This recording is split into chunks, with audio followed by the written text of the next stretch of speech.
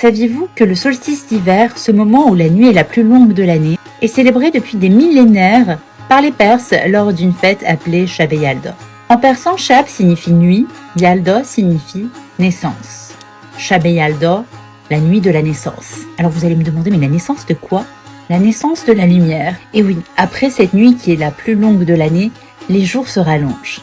L'obscurité recule et la lumière reprend le dessus. Dans les croyances de l'Iran ancien, cette renaissance était associée à Mitra, figure spirituelle liée à la lumière mais aussi la justice.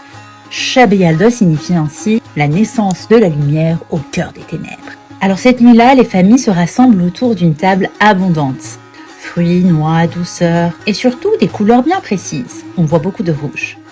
Surtout des fruits à la chair rouge, comme la grenade, la pastèque, dont la couleur rappelle le soleil et l'aube qui revient petit à petit. Alors lors de cette célébration, il y a un rituel que les Iraniens ne peuvent absolument pas s'en passer, c'est le Fol et Hafez. Hafez est l'un des plus grands poètes iraniens. Chacun son tour, on fait un souhait, on pense à quelque chose et on ouvre le livre de Hafez, qui est un livre de poèmes du fameux poète Hafez.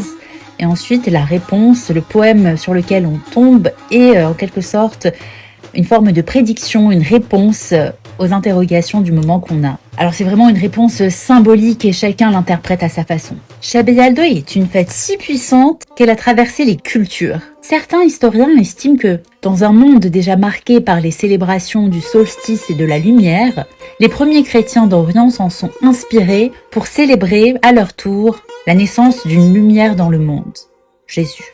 C'est intéressant de voir que depuis des millénaires, l'être humain a voulu de différentes façons marquer le retour progressif de la lumière. Puisque vous le savez, dans différentes cultures, la période du solstice d'hiver est célébrée par différentes grandes fêtes majeures, chacune exprimant à sa manière ce besoin universel de lumière et de renouveau.